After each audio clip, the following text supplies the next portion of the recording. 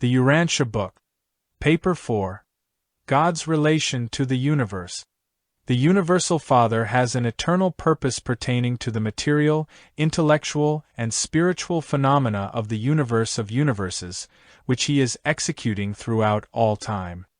God created the universes of His own free and sovereign will, and He created them in accordance with His all-wise and eternal purpose. It is doubtful whether anyone except the Paradise deities and their highest associates really knows very much about the eternal purpose of God. Even the exalted citizens of Paradise hold very diverse opinions about the nature of the eternal purpose of the deities. It is easy to deduce that the purpose in creating the perfect central universe of Havona was purely the satisfaction of the divine nature. Havona may serve as the pattern creation for all other universes and as the finishing school for the pilgrims of time on their way to Paradise. However, such a supernal creation must exist primarily for the pleasure and satisfaction of the perfect and infinite creators. The amazing plan for perfecting evolutionary mortals and, after their attainment of Paradise and the core of the finality, providing further training for some undisclosed future work, does seem to be, at present, one of the chief concerns of the 7 superuniverses and their many subdivisions. But this ascension scheme for spiritualizing and training the mortals of time and space is by no means the exclusive occupation of the universe intelligences. There are, indeed, many other fascinating pursuits which occupy the time and enlist the energies of the celestial host. 1. The universe attitude of the Father. For ages the inhabitants of Urantia have misunderstood the providence of God. There is a providence of divine outworking on your world, but it is not the childish, arbitrary, and material ministry many mortals have conceived it to be. The providence of God consists in the interlocking activities of the celestial beings and the divine spirits who, in accordance with cosmic law, unceasingly labor for the honor of God and for the spiritual advancement of His universe children. Can you not advance in your concept of God's dealing with man to that level where you recognize that the watchword of the universe is progress? Through long ages the human race has struggled to reach its present position. Throughout all these millenniums Providence has been working out the plan of progressive evolution. The two thoughts are not opposed in practice, only in man's mistaken concept. Divine providence is never arrayed in opposition to true human progress, either temporal or spiritual. Providence is always consistent with the unchanging and perfect nature of the supreme lawmaker. God is faithful, and all His commandments are just. His faithfulness is established in the very skies. Forever, O Lord, your word is settled in heaven. Your faithfulness is to all generations. You have established the earth, and it abides. He is a faithful Creator. There is no limitation of the forces and personalities which the Father may use to uphold His purpose and sustain His creatures. The eternal God is our refuge, and underneath are the everlasting arms. He who dwells in the secret place of the Most High shall abide under the shadow of the Almighty. Behold, He who keeps us shall neither slumber nor sleep. We know that all things work together for good to those who love God, for the eyes of the Lord are over the righteous, and His ears are open to their prayers. God upholds all things by the word of His power, and when new worlds are born, He sends forth His sons and they are created. God not only creates, but He preserves them all. God constantly upholds all things material and all beings spiritual. The universes are eternally stable. There is stability in the midst of apparent instability. There is an underlying order and security in the midst of the energy upheavals and the physical cataclysms of the starry realms. The Universal Father has not withdrawn from the management of the universes. He is not an inactive deity. If God should retire as the present upholder of all creation, there would immediately occur a universal collapse. Except for God, there would be no such thing as reality. At this very moment, as during the remote ages of the past and in the eternal future, God continues to uphold. The divine reach extends around the circle of eternity. The universe is not wound up like a clock to run just so long and then cease to function. All things are constantly being renewed. The Father unceasingly pours forth energy, light, and life. The work of God is literal as well as spiritual. He stretches out the north over the empty space and hangs the earth upon nothing. A being of my order is able to discover ultimate harmony and to detect far-reaching and profound coordination in the routine affairs of universe administration. Much that seems disjointed and haphazard to the mortal mind appears orderly and constructive to my understanding. But there is very much going on in the universes that I do not fully comprehend. I have long been a student of, and am more or less conversant with, the recognized forces, energies, minds, mirantias, spirits, and personalities of the local universes and the superuniverses. I have a general understanding of how these agencies and personalities operate, and I am intimately familiar with the workings of the accredited spirit intelligences of the grand universe. Notwithstanding my knowledge of the phenomena of the universes, I am constantly confronted with cosmic reactions which I cannot fully fathom. I am continually encountering apparently fortuitous conspiracies of the interassociation of forces, energies, intellects, and spirits, which I cannot satisfactorily explain. I am entirely competent to trace out and to analyze the working of all phenomena directly resulting from the functioning of the Universal Father, the Eternal Son, the Infinite Spirit, and, to a large extent, the Isle of Paradise.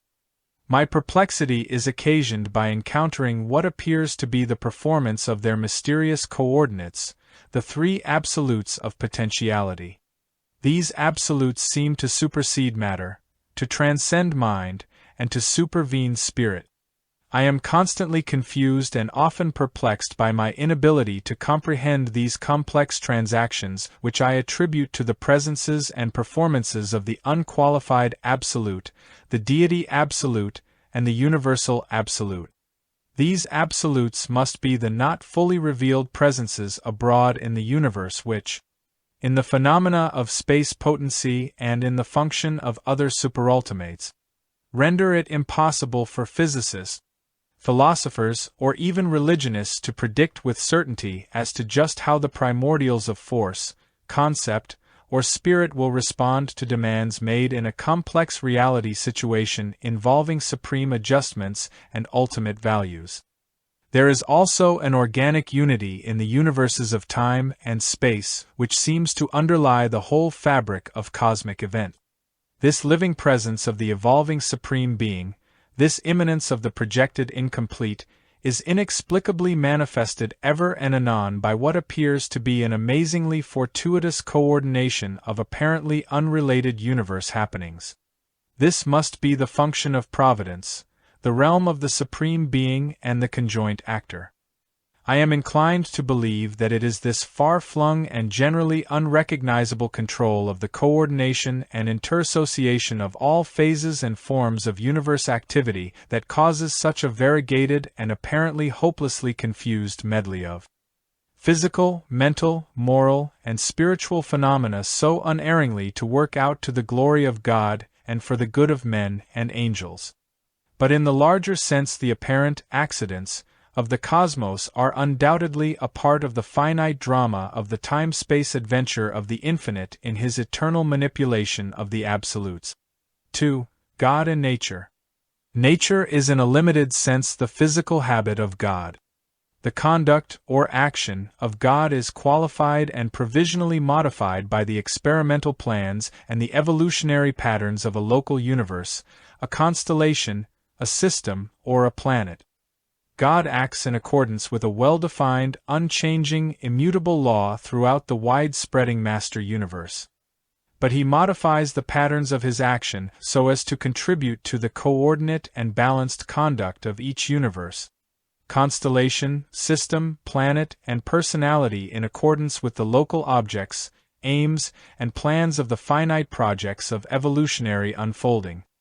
Therefore, nature, as mortal man understands it, presents the underlying foundation and fundamental background of a changeless deity and his immutable laws, modified by, fluctuating because of, and experiencing upheavals through the working of the local plans, purposes, patterns, and conditions which have been inaugurated and are being carried out by the local universe, constellation, system, and planetary forces and personalities.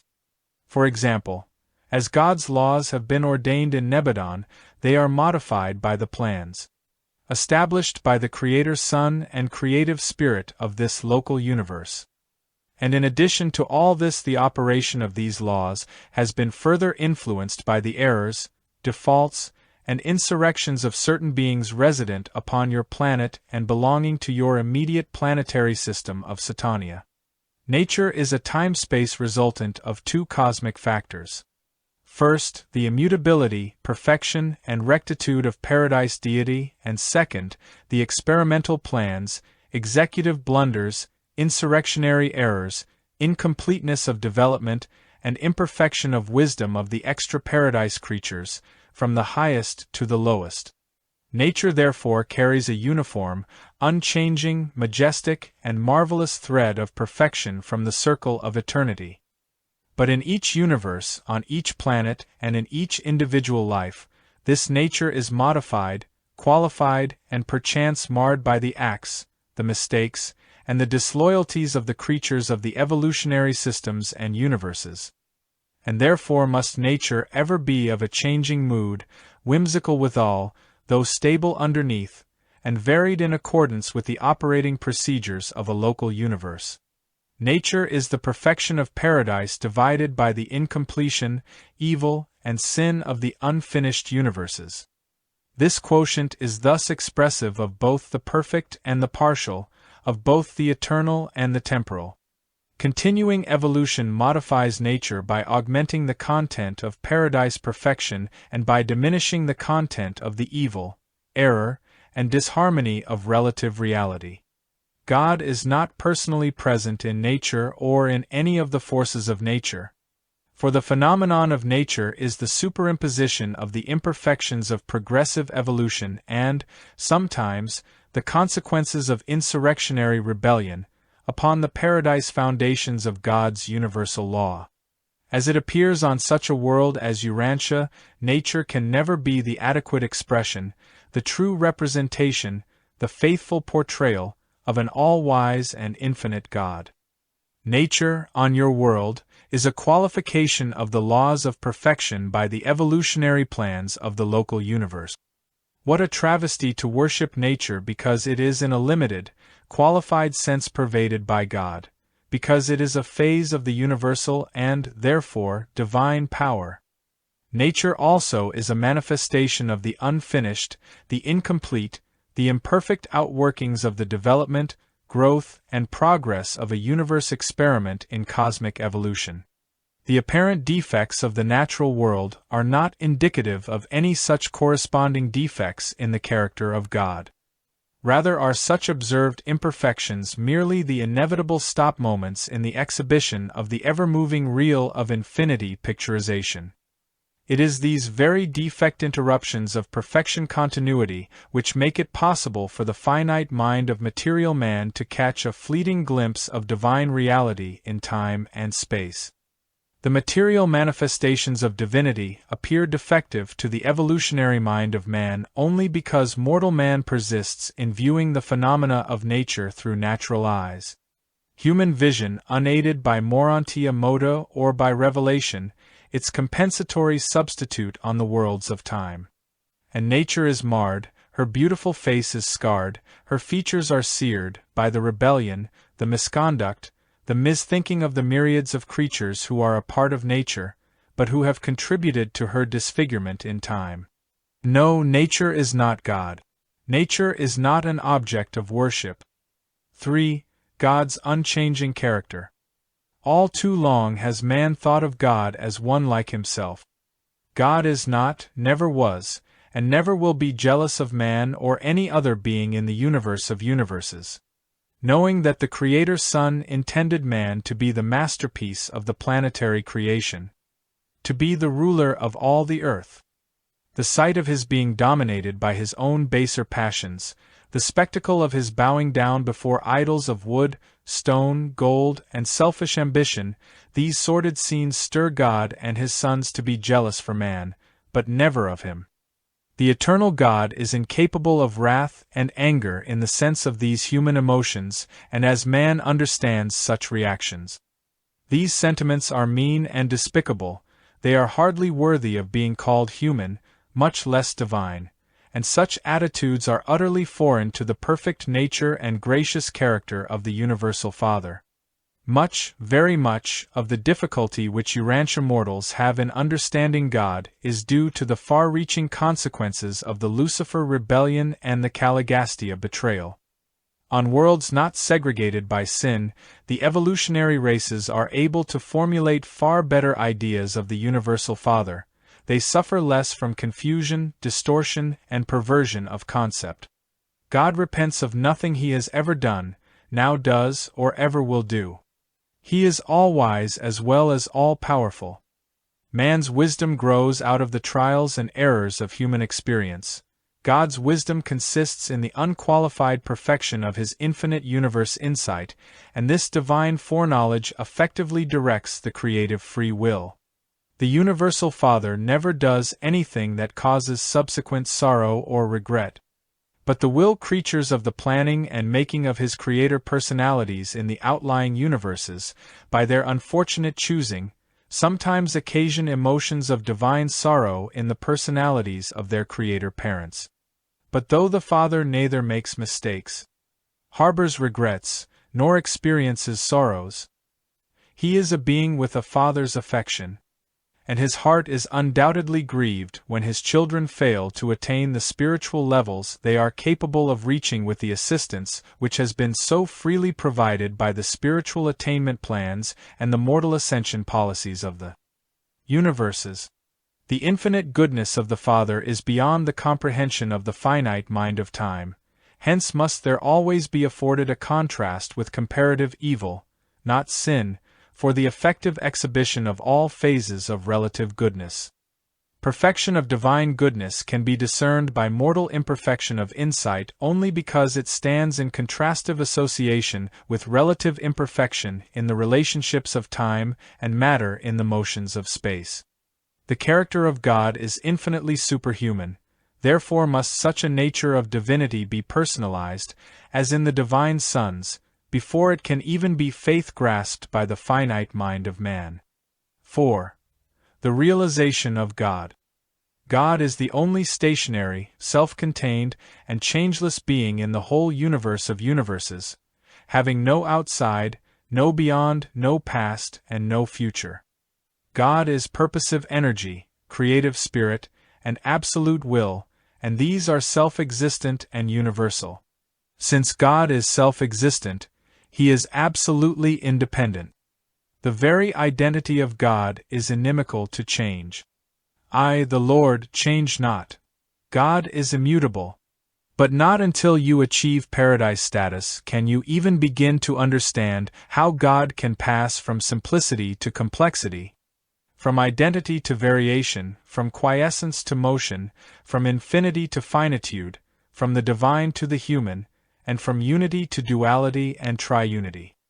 And God can thus modify the manifestations of his absoluteness because divine immutability does not imply immobility. God has will, he is will. God is the being of absolute self-determination. There are no limits to his universe reactions save those which are self-imposed, and his free will acts are conditioned only by those divine qualities and perfect attributes which inherently characterize his eternal nature. Therefore is God related to the universe as the being of final goodness plus a free will of creative infinity.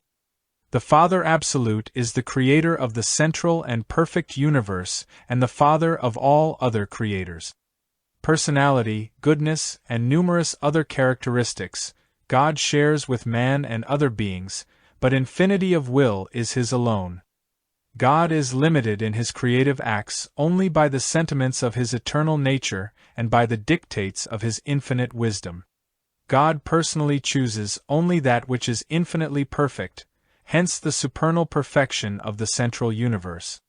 And while the Creator sons fully share his divinity, even phases of his absoluteness, they are not altogether limited by that finality of wisdom which directs the Father's infinity of will. Hence, in the Michael order of sonship, creative free will becomes even more active, wholly divine and well-nigh ultimate, if not absolute. The Father is infinite and eternal, but to deny the possibility of his volitional self-limitation amounts to a denial of this very concept of his volitional absoluteness. God's absoluteness pervades all 7 levels of universe reality. And the whole of this absolute nature is subject to the relationship of the Creator to his universe creature family. Precision may characterize Trinitarian justice in the universe of universes, but in all his vast family relationship with the creatures of time, the God of universes is governed by divine sentiment. First and last, eternally, the infinite God is a Father. Of all the possible titles by which he might appropriately be known, I have been instructed to portray the God of all creation as the Universal Father. In God the Father, free will performances are not ruled by power, nor are they guided by intellect alone. The divine personality is defined as consisting in spirit and manifesting himself to the universes as love. Therefore, in all his personal relations with the creature personalities of the universes, the first source and center is always and consistently a loving Father. God is a Father in the highest sense of the term. He is eternally motivated by the perfect idealism of divine love, and that tender nature finds its strongest expression and greatest satisfaction in loving and being loved. In science, God is the first cause. In religion, the universal and loving Father. In philosophy, the one being who exists by himself, not dependent on any other being for existence but beneficently conferring reality of existence on all things and upon all other beings. But it requires revelation to show that the first cause of science and the self-existent unity of philosophy are the God of religion, full of mercy and goodness and pledged to effect the eternal survival of his children on earth. We crave the concept of the infinite, but we worship the experience idea of God, our anywhere and anytime capacity to grasp the personality and divinity factors of our highest concept of deity. The consciousness of a victorious human life on earth is born of that creature faith which dares to challenge each recurring episode of existence when confronted with the awful spectacle of human limitations, by the unfailing declaration, "Even if I cannot do this, there lives in me one who can and will do it, a part of the Father Absolute of the universe of universes." And that is the victory which overcomes the world, even your faith. 5. Erroneous ideas of God. Religious tradition is the imperfectly preserved record of the experiences of the God-knowing men of past ages, but such records are untrustworthy as guides for religious living or as the source of true information about the Universal Father. Such ancient beliefs have been invariably altered by the fact that primitive man was a myth maker. One of the greatest sources of confusion on Urantia concerning the nature of God grows out of the failure of your sacred books clearly to distinguish between the personalities of the Paradise Trinity and between Paradise Deity and the local universe. Creators and administrators, during the past dispensations of partial understanding, your priests and prophets failed clearly to differentiate between planetary princes, system sovereigns, constellation fathers, creator sons, super-universe rulers, the Supreme Being, and the Universal Father. Many of the messages of subordinate personalities, such as life carriers and various orders of angels, have been, in your records, presented as coming from God Himself. Urantian religious thought still confuses the associate personalities of deity with the Universal Father Himself, so that all are included under one appellation. The people of Urantia continue to suffer from the influence of primitive concepts of God. the gods who go on a rampage in the storm, who shake the earth in their wrath and strike down men in their anger, who inflict their judgments of displeasure in times of famine and flood. These are the gods of primitive religion. They are not the gods who live and rule the universes.